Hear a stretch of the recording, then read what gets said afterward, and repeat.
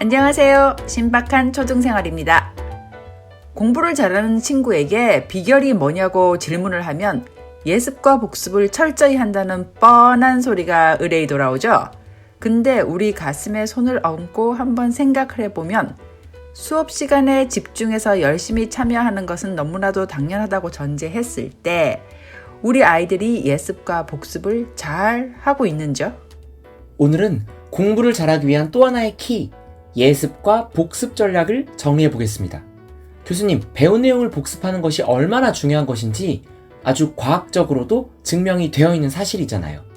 누구나 한 번쯤은 들어본 망각곡선, 어떤 것인지 좀 설명해 주시겠어요?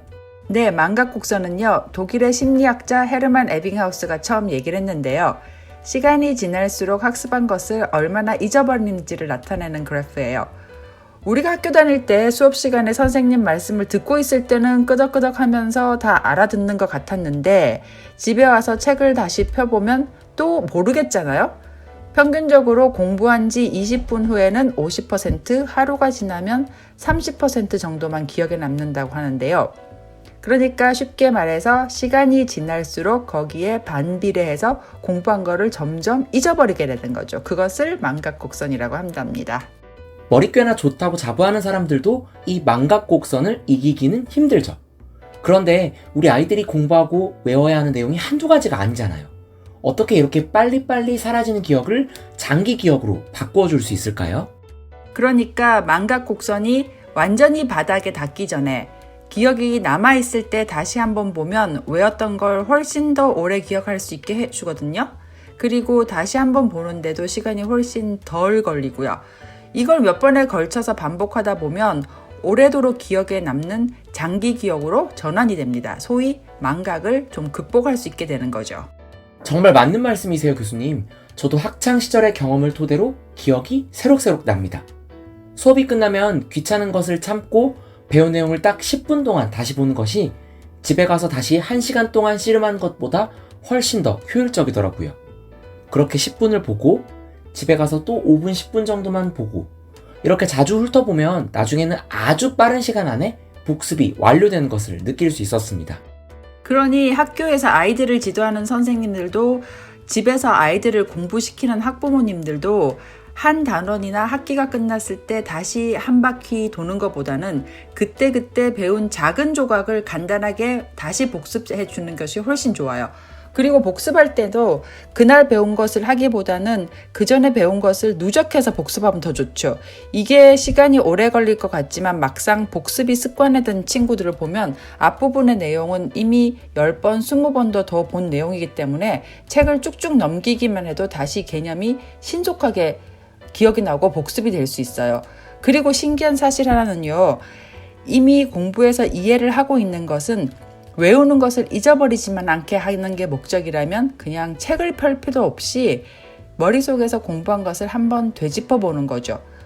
그러니까 이게 일종의 바둑 기사가 바둑 시합을 끝나고 잊어버리기 전에 머릿속에서 한번 복귀하는 거랑 비슷하다고 생각하면 돼요. 그래서 그런 걸 한 번씩 해보는 것이 정말 거짓말처럼 도움이 되거든요. 배운 내용을 그날 것뿐만 아니라 누적하는 것도 역시 좋은 것 같습니다. 그렇다면 교수님은 예습에 대해서는 어떻게 생각하세요? 신박한 초등생활 방송에서도 올 초에 선행학습에 대한 이야기를 나누기도 했었잖아요. 예습이 굳이 필요가 있을까요? 여기서 말하는 예습이 모든 것을 몇 년치 미리 배워서 학교 수업에 대해서 학습 동기와 의욕을 모조리 떨어뜨리는 방식의 선행학습 같은 예습이 돼서는 안 되겠죠. 그렇죠. 예습이 공부를 잘하는 효과적인 전략인 것은 분명한데 우리나라는 예습의 개념이 완전히 무지막지한 선행이 되어버렸습니다. 몇 년씩 앞서 공부를 하기도 하다 보니 패단도 많이 생겨서 예습이라는 것의 진정한 의미를 많이 상실하게 되었습니다. 그렇게 너무 앞서 나가는 건 예습이라 할 수 없을 것 같고요. 여기서 우리가 예습이라고 하는 건 다음 시간에 배울 것을 미리 한번 보는 정도? 이런 걸 말하는 거고요. 또는 초등학교 수준에서 아이들이 학습에 흥미를 가질 수 있도록 단원에 관련된 책을 미리 읽어보거나 다큐멘터리 같은 것을 보거나 어떤 것을 배우게 될지에 대한 개념 위주로 학습을 해보는 거죠. 그러니까 꼭 교과서를 가지고 예습을 할 필요도 없고 개념 위주로 우리 아이가 가장 쉽게 어떤 개념을 이해할 수 있는 방법이라면 책이든지 동영상이든지 상관없어요.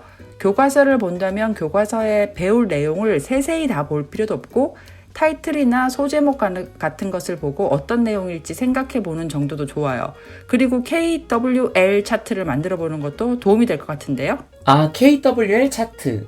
KWL 차트라는 것은 K, know, 지금 배우려고 하는 것에 대해서 이미 알고 있는 것은 무엇인지, W, want to know, 이 주제에 대해서 내가 더 배우고 알고 싶은 것은 무엇인지, L, learn, 그리고 공부를 끝마쳤을 때 새로운 어떤 것을 배웠는지에 대해서 써보는 차트입니다.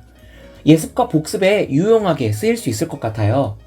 예습을 하면서 K, W를 써보고 공부를 마치고 나서 복습을 하면서 L을 써보는 습관을 들이면 예습과 복습을 더 체계적으로 할 수 있을 것 같습니다. KWL 차트를 예쁘게 잘 만들면 부모님께서 칭찬도 해주시고 보상도 좀 해주시고 아이가 계속적으로 할 수 있도록 옆에서 으쌰으쌰 해주시면 자기주도적 학습으로 가는 지름길이 될 것 같습니다. 예습 복습은 매일 조금씩 하면 시간도 크게 많이 들지 않는데 그에 비해서 학습 효과가 되게 크죠. 그런데 정말 실천하기가 어려워요. 그래서 뭔가 기록을 좀 하거나 상을 받거나 하면 도움이 될 것 같아요. 지금까지 몇 세션에 걸쳐서 자기주도적 학습에 대해서 얘기를 해왔는데요. 여러 가지 전략이나 다양한 방법을 쓰도록 옆에서 좀 도와주세요. 이게 쉽게 그냥 하루아침에 되는 게 아니거든요. 그리고 무엇보다도 배우는 게 재밌다, 즐겁다 라는 생각이 들도록 해주세요. 네, 지금까지 신박한 초등생활이었습니다.